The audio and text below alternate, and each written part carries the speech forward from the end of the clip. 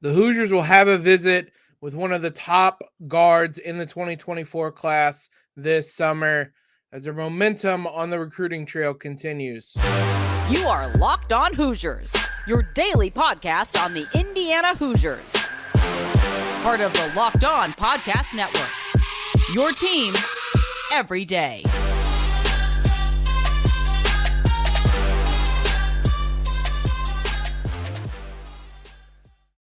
Happy Tuesday, everybody. You are Locked On Hoosiers, your one and only daily IU podcast. We're part of the Locked On Network, your team every day. Free and available anywhere you guys listen to podcasts, including over on YouTube.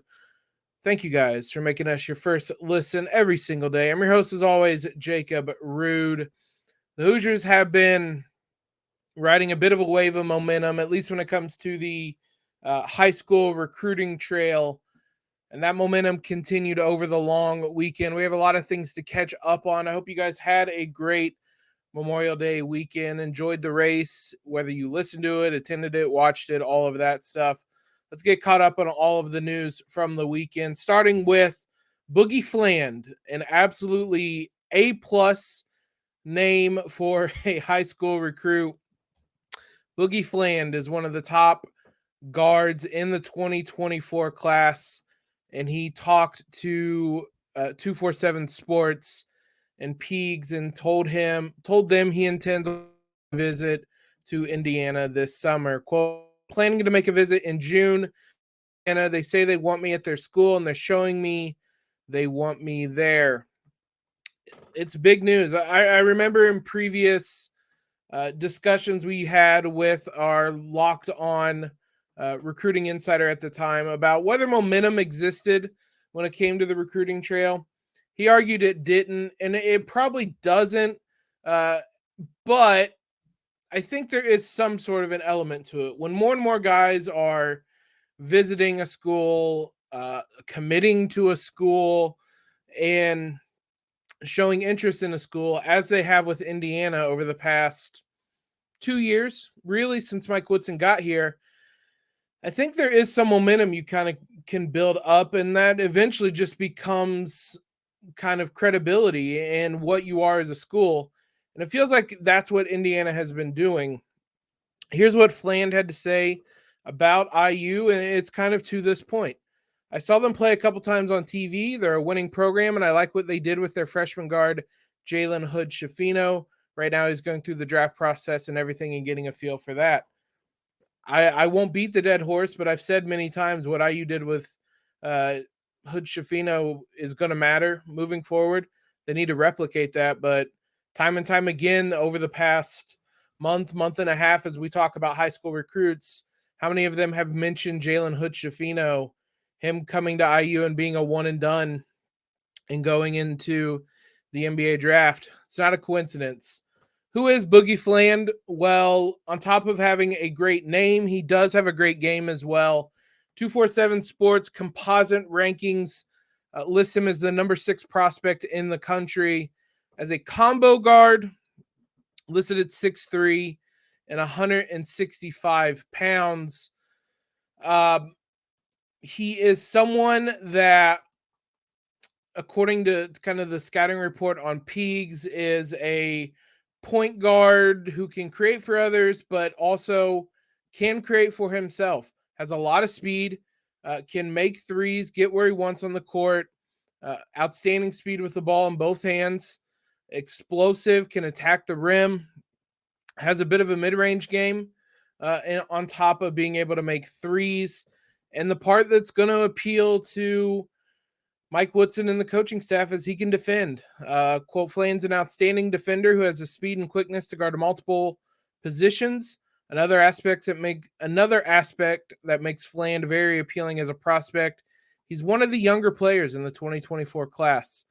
So this is kind of continuing the trend of IU really being in with some of the top guys in the 2024 class. You can look at the rankings at 247 Sports, at least. Dylan Harper, IU is involved there. We've heard Dylan Harper talk about IU. Still seems like Duke's the leader there, but Dylan Harper is very much involved with IU. Flory Badunga, obviously, IU's involved there. We just mentioned Boogie Fland, an incredible name. Derek Queen, IU's been involved in, and it seems like Maryland's the lean there, but IU's been involved with him. You got Fland, McNeely. IU seems to be very heavily involved and maybe the front runner there when it comes to him. Those are all guys in the top 15 in the 2024 class. So a number, and that's not even all the guys. That was just the top 15. There's so many players from this 2024 class that IU has really made connections with, and 2023 was up until Mbako, which kind of doesn't count. That fall of 2023, when they missed out on so many guys, that one stung a little bit. But what I said at the time is that feels like the last remnants of Archie Miller and that coaching staff not really being good, to put it bluntly, and that they weren't able to create relationships, and that was kind of the downside to that. We're seeing in the 2024 class how good this recruiting staff can be, and we'll see if it pays off, but all early signs seem to suggest that this could be a really big class for Indiana. A couple other things on Fland. IU watched him in the April evaluation period. At the second Nike EYBL stop, Brian Walsh was there and made sure Boogie knew that he was there and stuff like that. So IU has recruited him this summer, and that's part of his quote where he said they're showing me they want me there. It's stuff like that. So he'll be on campus in June. We'll see. We know what happens when prospects get on campus. IU really seems to make an impression with them. So getting guys on campus, allowing them to kind of sit down with Mike Woodson and seeing Bloomington and rolling out the red carpet for them has had success. It's going to happen with a number of guys, I think, in this 2024 class, but we'll see how it goes. It could be a really big summer into the fall for this class. IU baseball is going back to the NCAA tournament. We'll talk about that, what's in store for them this weekend as they head to a familiar place in Lexington, Kentucky. We'll talk about all that here in a moment. First, let's talk about Built Bar. Everybody knows how much we love Built Bar around here because they are healthy and taste amazing. It feels like there should be a catch, but when you bite into it, 100% real chocolate, all the amazing flavors, churro, peanut butter brownie, cookies and cream, tons of others. But there isn't one. Only 130 calories, 4 grams of sugar, 17 grams of protein. And now you don't have to wait to get a box. You can still go to Built.com, have the wide array of selections, but you do have to wait like a week or so to get that. If you don't want to do that, head to Walmart, head to Sam's Club. They're available in both locations. You guys can pick them up there today. So go try them out next time you're going grocery shopping or stopping in at Walmart, whatever it may be, and you guys can thank me later.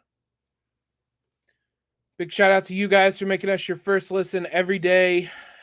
Every dayers throughout this week on the show.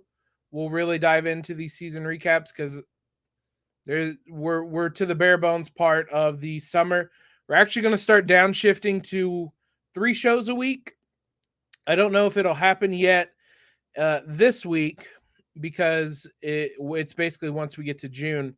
We'll probably finish out this week doing a show every day, but starting next week, we'll go to 3 shows a week, at least through June. We'll see how things go, but we'll continue doing these season recaps and get you keep giving you that daily content throughout the rest of this week.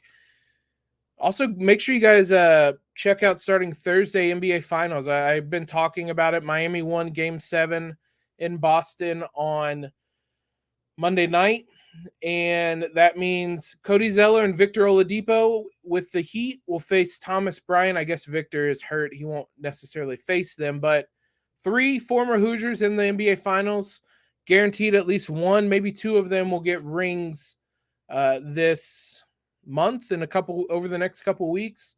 we'll have a Hoosier with an NBA title. So that'll be fun if you guys want to tune in and root for any of them in the coming weeks. Let's talk IU baseball.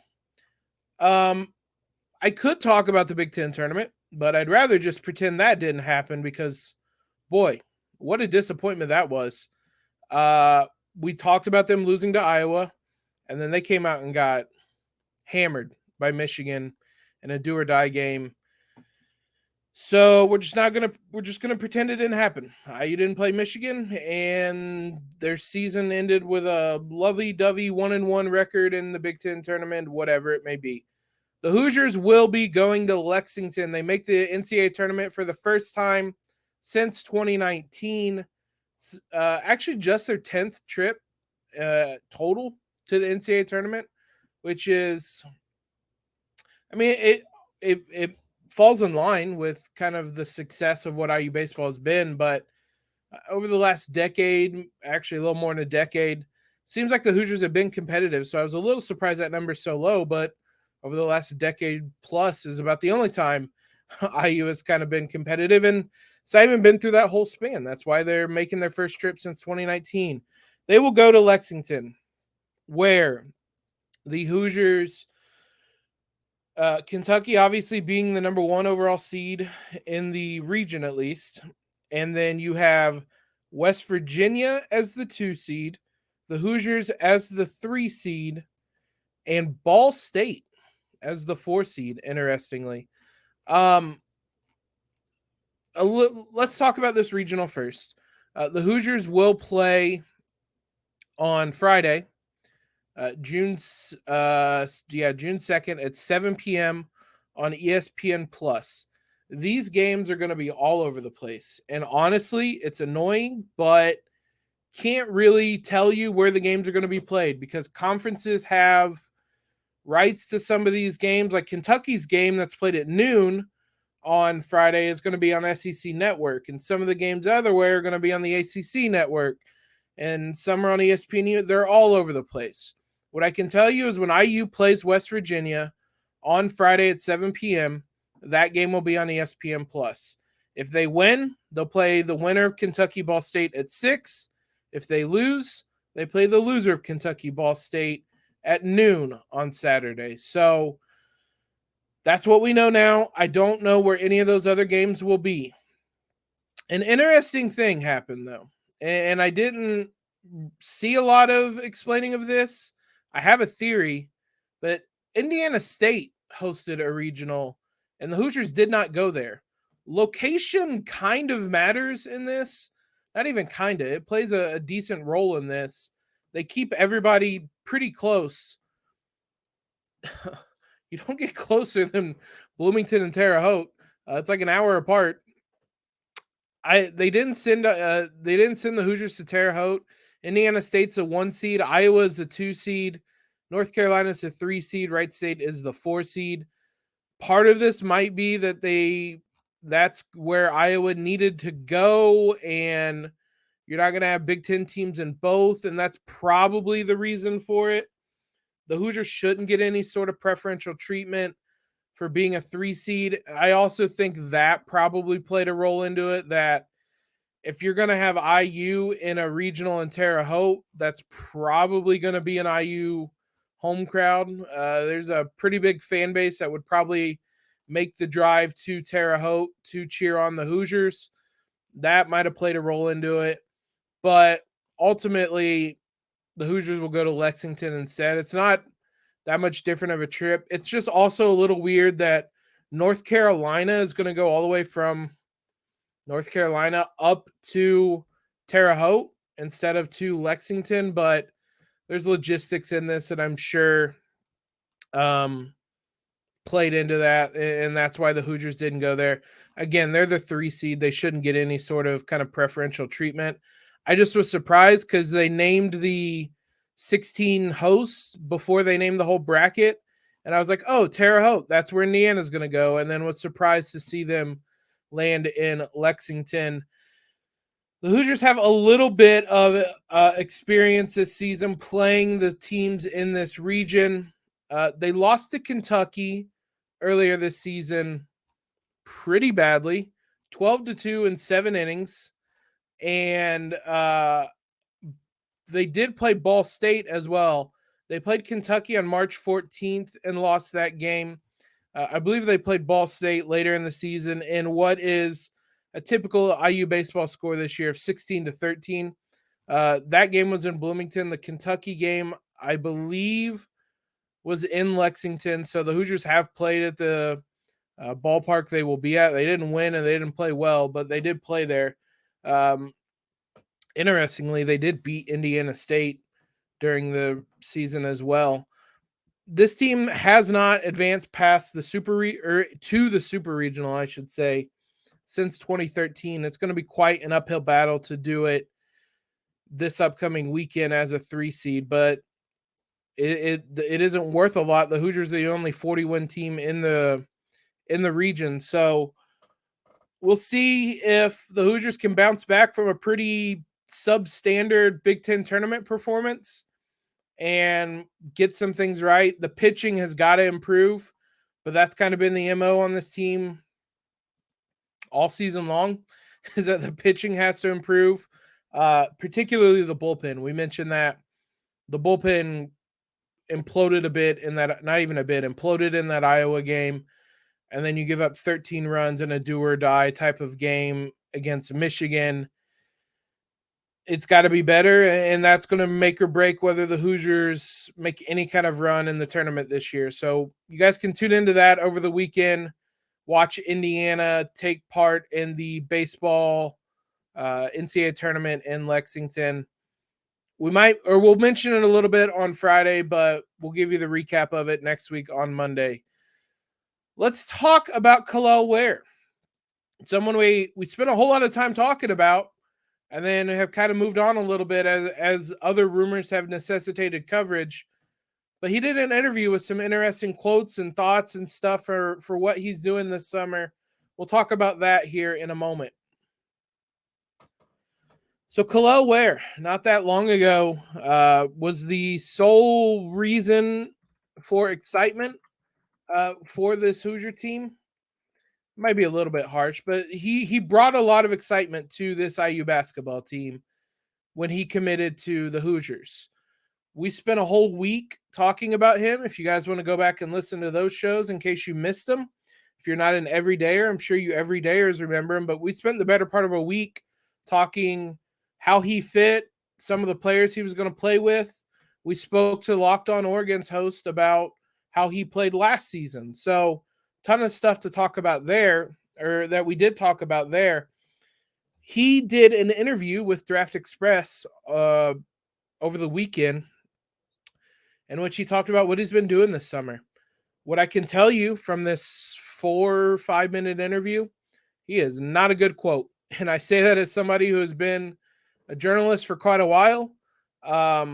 He's just not really a talkative type of person. You get some of these people who really know how to give a good quote, and it's not anything wrong with him. He just wasn't a great quote, and they had to really work to get some information out of him. But he's been working out in LA for the last month or so, which is about as long as he's been committed to Indiana. It seems like he committed to Indiana and then went out to LA to work, which had been mentioned, and I think we knew he was going out to LA to work. It's not anything out of the ordinary. Trace did that last year when he was preparing for the NBA draft. I think Jalen Hood-Schifino is actually going to work out in the same place. So it wasn't a surprise that he worked out there. A lot of people do during the offseason. Some quotes he gave, some pertinent quotes, why he chose IU, talking about Mike Woodson. He has an NBA background, talked about him coaching, assistant coaching, playing in the NBA. So I can just learn from him and soak in everything he has to tell me. He said he expects his role to be way bigger. That was the quote, way bigger than at Oregon. And he's excited for that change. Referencing back to that discussion we had with Locked On Ducks with Spencer. His role at Oregon was not a particularly big one. They had a number of front court guys that they eventually turned to over him. So that won't be the case with the Hoosiers. Like, he's expected to be a contributor and is going to play a big part in the success or lack thereof for Indiana this upcoming season. He was asked what he was working on, gave kind of a very generic answer. He mentioned it a couple times, said he was working on expanding his game, was a quote he said, but he did mention many times about shooting 3-pointers. And that was notable, mainly in the amount of times he said it. I was pulling up his stats last year. I know he struggled to shoot from 3, 27%. That has to be better with his play style, with how he is going to find success in college and in the NBA. So mentioning numerous times that he's working on 3-pointers is notable, is important, because that is an area that he's going to have to be better at. He talked a little bit about how IU used Trace and how they'll use him. He was talking more about how he can be like a pick and pop big man versus how Trace was he was pretty much solely a pick and roll big man, and how that adds a different dynamic to things. And it'll be really interesting to see how Indiana uses that. I think him and Xavier could be a really good combo next season in the pick and roll and pick and pop and just ball screen actions. He was talking about his training, said, quote, "They want to see me be more dominant, like in the post, and be stronger with the ball whenever I catch it." Again, I'm sure a lot of you watched the same tape that I did. He is a slender man. And so being stronger with the ball, whether it's in the post, whether on the perimeter, whether in the mid-range, whatever it may be, just being stronger, more dominant is exactly what you want to see. And that doesn't necessarily mean just bulking up. That just means playing with more kind of aggression and purpose and authority and those types of things. He also gave an interesting quote, a very self-aware quote, asked why he didn't enter his name into the NBA draft, even as a consideration, and kind of test those waters. Quote, he said he felt he needed to get stronger, that he needed to develop his body more. He wasn't ready for the NBA, which is, like I said, a very self-aware quote. You see a lot of guys who might have a disappointing season and say, I got to get out of here. I got to get to the NBA now. That could be slipping through my fingers. There's something to be said about somebody who can acknowledge, I'm not ready for the NBA. I got to do something else to get ready for the NBA. So I was really impressed with that quote, and he sees Indiana as the place where he can get better and get ready for the NBA is noteworthy. I won't continue to beat that dead horse, but it is noteworthy that he sees Indiana as the place he can do that. Mike Woodson being on staff, Calbert Chaney now being on staff, those types of guys being around are really going to help him. So I'm excited to see what he can do. We'll talk more big picture once Indiana kind of finishes up in the transfer portal. They might technically be done already. I can't imagine that they're just not going to use that final roster spot or scholarship spot. But once the dust is settled and it seems like Indiana is done, we'll talk more about some lineup, some ways Indiana can really attack teams this upcoming season, because Kel'el Ware is going to be a big part of that this upcoming year. Thanks again, guys, for making Locked On Hoosiers your first listen every single day. Every dayers. Tomorrow on the show, we'll talk some women's basketball, probably talk some Mackenzie Holmes and the season she had for the Hoosiers as we do some women's basketball season recap. So be sure to tune in throughout this week as we look back on last season, maybe look forward a little bit to next season as well. Follow us on Twitter if you have not already. Subscribe to the podcast. Leave a rating and review, all of that great stuff. Appreciate all the support as always. But most importantly, guys, I hope all of you have a fantastic start to your shorter week. And most importantly, LEO.